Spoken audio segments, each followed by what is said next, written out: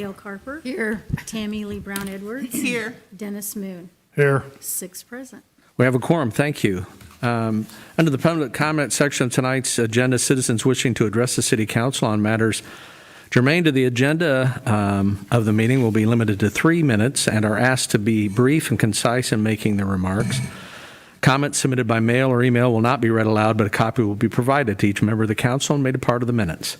Madam Clerk, do we have anything received electronically? None electronic. Okay, thank you. Does anyone wish to speak to the council under the public comment section of tonight's agenda?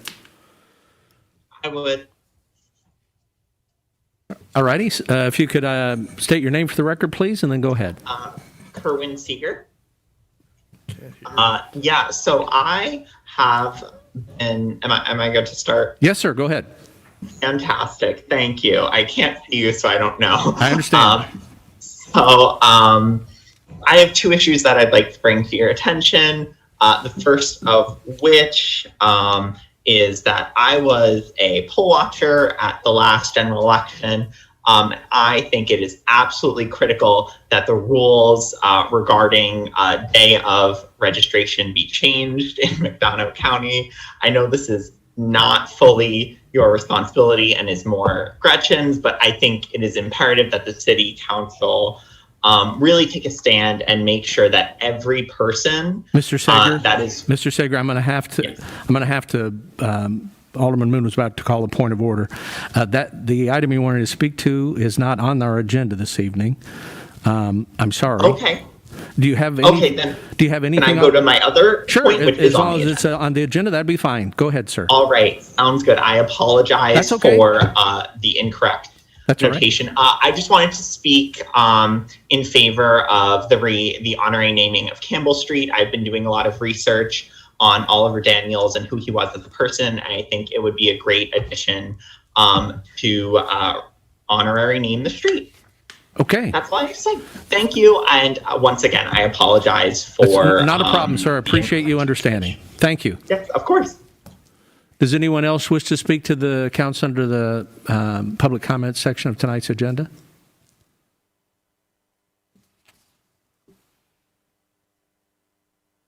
Hearing none, we'll move on to item number 1, discussion on the proposed sublease agreement with the Macomb Area Visitors Convention Bureau to sublet a portion of the depot located at 120 East Calhoun Street. There's a copy of a proposed lease agreement in your agenda packet. Ms. Galf, could you go with that for us, please? So this was reviewed in the Community Development Committee, drafted the lease agreement in large part comparable to the prior lease agreement with the prior tenant. I will tell you that paragraph B on page 1, I did add in the date of the current master lease. It's March 1st, 1976, last extended March 1st, 2006. I've also added a diagram of the property, and I should have printed, but I didn't even think you guys would be present tonight, so I apologize, showing the leased premises, so that's much more clear for the tenant. And I've also attached both the original 1976 lease and the 2006 extension, because those are both referenced in the sublease agreement. Also, I've reached out to BNSF to get their concurrence with the sublease, which is required under the agreement, and they are looking at that as well. So any action on the part of council would need to be subject to their approval.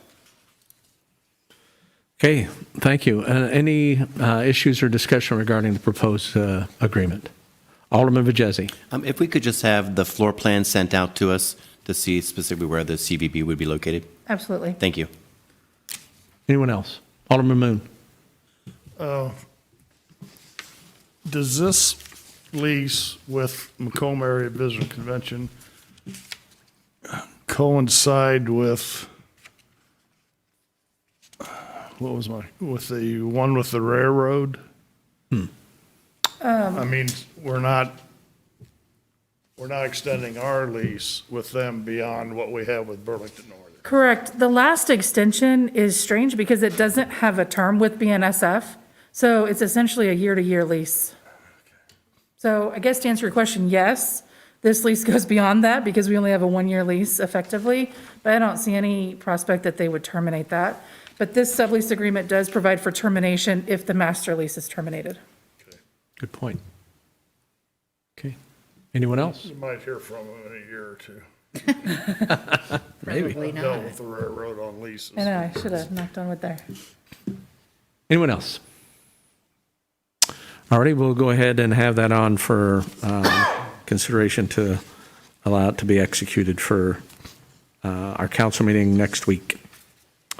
Item number 2, discussion on the City of Macomb's managing the McDonough County public transportation system and hiring a new transit director.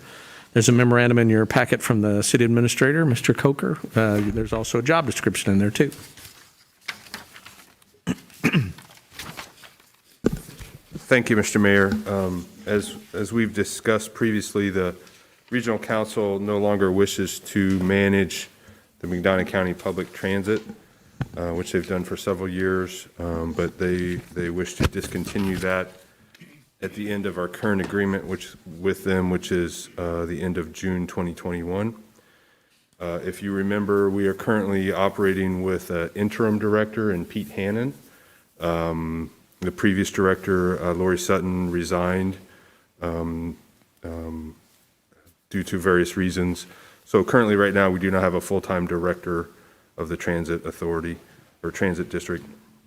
So what I'm proposing is that we hire a transit director and we manage this directly as a city department, since the regional council no longer wishes to manage it for us.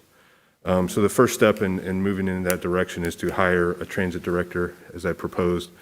And I propose that it's a grade 29 step, between step 1 and 4, depending on the qualifications of the applicant that we would choose through a selection process. Base salary for grade 29 step 1 is $61,831, and up to step 4, which is $74,197.37. And as a reminder, everything within the transit is entirely grant funded, and the city currently doesn't provide any funds, any financial resources, salaries, benefits, anything. So this would not be a direct cost to our budget. So there are currently 3 other positions in the transit that are regional council employees. There's a maintenance person. There is an administrative assistant part-time, and then there's the interim director. So is my recommendation that later on we will have a discussion about those becoming city employees. So just to kind of get a whole picture on this, we would end up with approximately 3.5 employees, still all grant funded. Any questions for Scott or comments? Alderman Carper. Mr. Mayor, if, hypothetical, if we were to hire a director prior to, when does this contract end with? End of June. If we hire a director prior to that, is there any problem with putting a city employee in that position when WIRC's contract hasn't ended yet? That's probably a question for Lisa. What do you think?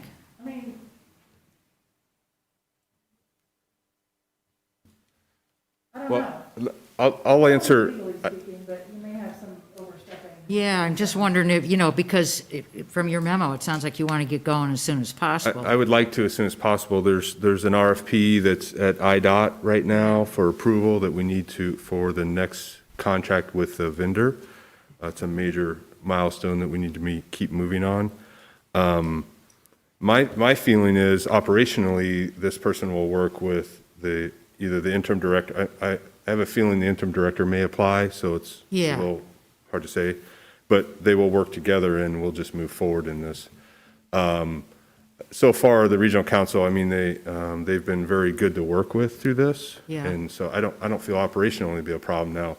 Legally, I can't say. So. Well, that's kind of what I'm concerned about is, do we have the authority to, I'm assuming we have the authority to hire in this position. Do we have to do it with WIRC's agreement or approval or, and then once we get somebody hired, is it going to be blended Macomb City employee? Because I know that the salary's paid for, but obviously they're going to become a city employee. Is there going to be a?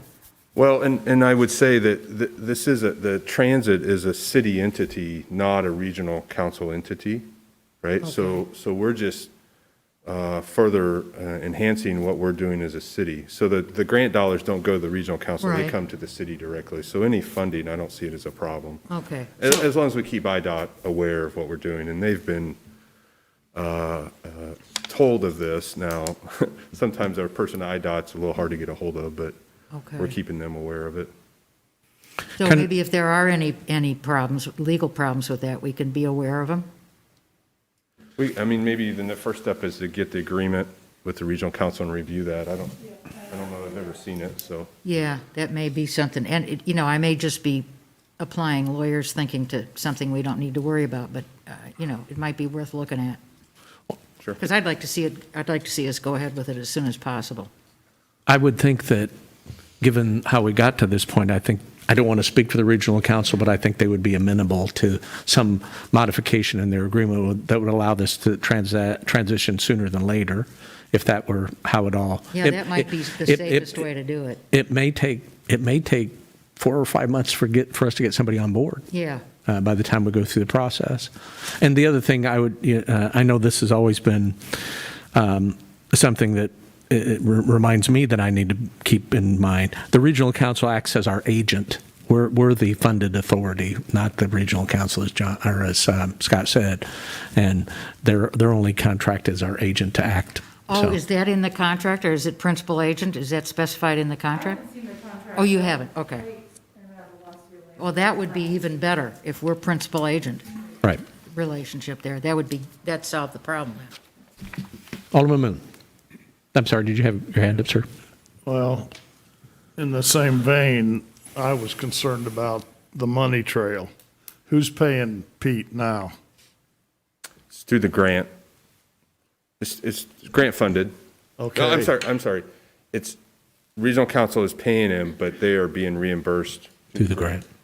Right. Yes. Same with the maintenance person and the administrative So assistant. when we go to paying the person, if we get them hired before their contract's up, then we no longer are obligated to pay them the money that goes towards that salary. Well, yes, and I think at some point we need to work out when the transition is, if we're going to pull over those other employees directly as city employees or not. So previously, there was a director and assistant director in Pete, and then so there's one less salary right now. Well, who's paying the maintenance director now? It's the regional council also. They are paying that position. Grant funded. And the Administrative assistant? assistant. which I didn't know we had an assistant. That they just added, when Western, there's lots of parts to this, but when Western was I know. doing the administration, purchasing, et cetera, when that stopped last year, they proposed a part-time, and it never happened through all this transition, so that's what's, Just keep in mind that Gary Ziegler used to do it all basically part-time. I understand. We've had several conversations. And right now, we're not probably transporting any more people than we were when Gary was doing it. Yeah. Well, I just, assuming that when we hire somebody, then that ends our obligation to pay WRC. For that position. Unless you're going to do for that position. Right. Yes. Any other questions? Alderman Brown Edwards. How long has this agreement been in place? I don't have an answer for that. I do know that the regional 20 years. council has been involved for well over 20 years in this process. And as the system has gone through a lot of changes over time, but yeah. I didn't mean Several- this specific agreement, I mean. Yeah, just I don't know. Some sort of arrangement. Okay, Yeah, 20 yep. plus years is good for me, thank you. Yep, welcome. Anyone else?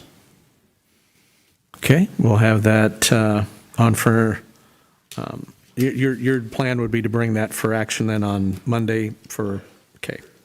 Thank you, Scott.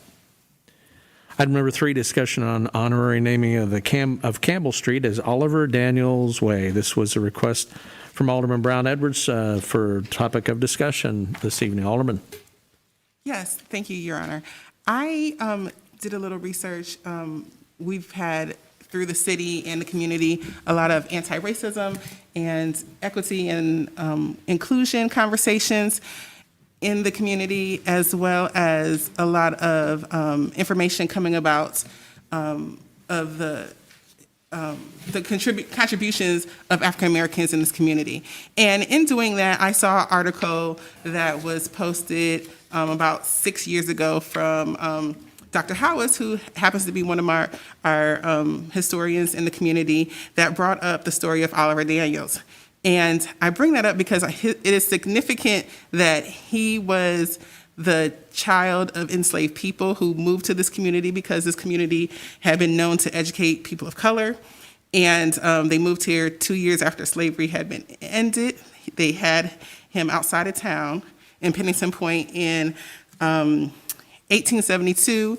And because he was born outside of town, it was one of the rules or desires of one of our founding leaders, James Campbell, that Macomb would be a whites-only town and blacks would not be able to live here. And even in Dr. Howes's recordings, you would see that a lot of blacks moved throughout the county. They moved in Colchester, outside of Bushnell, because they were not allowed to live in Macomb. During Mr. Daniels' time here, he died at a young age, but he married here, he was educated here, he it seems that he thought enough of Macomb that he invited some family and friends here to visit. They went to a theater on the south side of Macomb and was discriminated against. Apparently, he didn't want to embarrass the town nor his guests, and so he refused to sit in the balcony in 1911, and he wanted his guests to be seated to show how progressive Macomb was, to be seated in the main floor. He had a disagreement with the owner at the time, and he decided to take it to court. And at that time, it was the first lawsuit that had ever been brought in McDonough County from a black person suing a white person in a discrimination suit. And apparently, it was one of the first in the state as well. This court suit was in a hung jury. They couldn't decide, but it definitely made a lasting impact in Macomb. And it also made a lasting impact on Mr. James Campbell, who was arguing about being racist and not allowing black people. And later in his life, he had allowed blacks to occupy his buildings on the square, use them for free for churches in a meeting space. And so I think that it is an amazing narrative that people can change, even though you can be a hardline person on one side, that seeing how other people treat you and how they act towards you and how they work in the world can change your heart. And so I'm asking the council to consider making Campbell Street an honorary street for Oliver Daniel Way. Thank you. Thank you. Anyone want to engage there? Alderman Carper. Well, I read the article, and I had heard about the lawsuit, but I didn't know the names involved in it. It really took a lot of guts in, what was it, 1911? 1911. To file such a lawsuit, and even though, maybe believably it ended in a so-called hung jury, I just think it's worthwhile to bring that history out. So I'd be in favor of doing this. And I couldn't figure out the why Campbell Street at first, and then I realized what a nice thing to do to put over Mr. Campbell's name, a reminder of what he was early on in his life. Sure. So I'd be in favor of this. Okay, thank you. Anyone else? Alderman Vajezi. I appreciate the fact that we have all these honorary names for the different streets and roads around Macomb, and it's a wonderful thing. Do we know offhand how many honorary named roads we currently have? We have C.T. Vivian, Coretta Scott King, and we have Veterans Parkway. So this would be the fourth. Okay, excellent. Thank you. And Alderman Brownards, were you looking at putting signs at some specific intersections? Is that correct? Yes, I thought the intersections that would be the most visible. So I think that maybe possibly people will look up the history, be curious about those names, and be able to look those up. So I was hoping the intersections with the most visibility. And hopefully Mr. Coker could speak to that. Right. And so we would be Not changing the street, No, sir. no address changes like that. So these are brown informational signs that, as we stated, you could see with CT Vivian, Credit Scott King, and Veterans Parkway. Scott, do you want to add some information you have there? I know you've been working on this. Your Honor, I apologize for being fast and long-winded. I'm not used to speaking in the mask, so. That's okay. I hope I was able to get my information No, across. it was great. Thank you. Sure, and I've discussed this with Alderman Brown Edwards a couple times, so we've been doing some investigation, Alice and I. So if you think of Campbell Street, right along the east side of City Hall, intersects Jackson, Carroll, Calhoun, so two major intersections that have large overhead street signs on them with IDOT lights, so we have to get IDOT approval for those. Alice has already received that for Jackson and Calhoun. So what I would recommend is those two, Jackson, Calhoun, and then Carroll Street, which is right in the middle, and it has a smaller city sign. And then we talked about also Pierce, so it's a little farther north. But there's a lot of streets that it intersects, but some of them aren't nearly as heavily traveled. So Murray, Wheeler, Washington, Jefferson, Piper, Walker, Franklin, Summit are all intersecting streets, but those four, or, whatever the council would prefer, so. If it'd be all right, maybe staff was talking about this earlier today. We don't have any policy for this moving forward, although I think there's a general consensus this is a great idea. Wonder if there'd be any objection to us. We're going to be starting up particularly subcommittees to discuss budgetary issues, but this would be something we'd be interested in placing on the community development subcommittee to maybe think about developing policy and moving forward, not only with this, but anything that might come forward in the future. Any objection to that? Alderman Carper. No, and it would go along with, we've been having an ongoing discussion of honor plaques honoring people, so this would kind of fit right in. Right. And we really do need to have a policy for any of these so that we don't do it haphazardly. We also have the benches that are in Chandler Park Yeah. around downtown, similar things. So all those could be rolled together. Yeah, it'd be a good idea to Similar have a discussion. policy for it. Just what Lisa wanted to do, write another policy. We'd entertain a motion to then refer this to the Community Development Subcommittee. I would move that we refer this issue along with the other issues honoring former residents of Macomb to the Community Development Committee. Second. Moved and seconded. Any discussion? Alderman Brown Edwards. Yes, I had a question. We did discuss some time ago about doing entry signs for, is it Turnbull? And Right, and that's yes, what. so would that be could we? Same thing. Okay, all right, Yep. thank you. That's Yep. all my questions. Thank you. Yeah, we've had that discussion in community Yes, but development. it hasn't moved. and No, so- because we're still trying to work out a policy, but that's all in there too. Great, thank you. So all in favor of referral, say aye. Aye. Opposed, same sign. Motion carried. We'll refer that to the Community Development Subcommittee then. Thank you. Scott, was there something in particular you wanted to inform the council about the 50%? Understand. So a couple of items of information for you, council. First of all, we have some, we provided information to you as well as the community at large that Illinois Department of Public Health and Governor Pritzker's office transitioned our region of the state to Phase 4 of the Restore Illinois plan earlier today.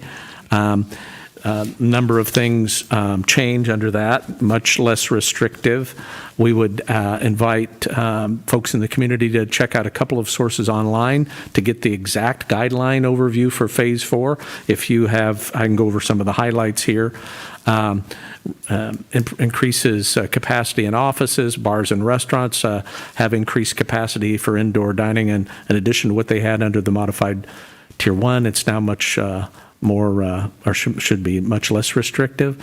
Some personal care facilities are more broadly open, movie theaters, performing arts centers, youth and recreational sports. We don't have any zoos here, but they have some less restrictive guidance there. You can check that out on the city's Facebook page, the city's downtown website, the McDonough County Health Department at mchdept.com. That's widely available, or through, you could just simply Google Restore Illinois and go to Phase 4 guidelines. We're appreciative that we're moving in that direction. With that, I'd like to share some information, fresh information from the McDonough County Health Department regarding active cases in the county. 28 new cases reported since last Thursday, with a total of 47 active cases that they're tracking right now. And should get some more definitive information in a partners meeting tomorrow morning at 10:30 with the health department. I know everyone is concerned about vaccination availability for the COVID-19. Handled upwards of a half a dozen calls this afternoon in my office regarding where we're at there, the planning. We were reassured by the health department that they are finalizing their plans to implementation of phase 1B of the vaccination plan. I know that phases, tiers, cross topics can be confusing for folks, and oftentimes that can enhance anxiety that folks are already having about this. But have every reason to believe that we're going to get some definitive information from the health department tomorrow that will give the general community a better understanding of what their plan is to go into the next phase, excuse me, and likely starting sometime in the next week. And I understand that many of the phone calls we've been fielding at City Hall today have had just seeking general information that they're having trouble locating. So again, we'd ask for everyone to be as patient as possible, understand the anxiety involved here, really do. But again, the health department is assuring us that they're putting the final bits and pieces of that plan together and hoping for an announcement on Wednesday. No control over that. That's just information that's being passed on to us. And we will share that information as broadly and as quickly as possible once the health department makes us aware of it. Also would like to announce that I'll be asking for your concurrence in appointing Mr. Don Nguyen to fill the vacancy in the 3rd Ward Alderman's position at next Monday's City Council meeting. My intention in appointing Mr. Nguyen is that he's obviously comes with some experience in the City Council, many years in fact, and given the fact that we're in the middle of a global pandemic and we're getting ready to start on a very serious discussion about the city's next fiscal year, I believe Mr. Nguyen can engage very quickly in that process, both those processes. So we'll have Don on for your concurrence and swearing in at next Monday's City Council meeting. I don't believe there's anything else. We'd entertain a motion to adjourn. Motion to adjourn? Second. It's been moved and seconded to adjourn. Any discussion? Hearing none, all in favor say aye. Aye. Opposed, same sign. Motion carried. Meeting adjourned. Thank you.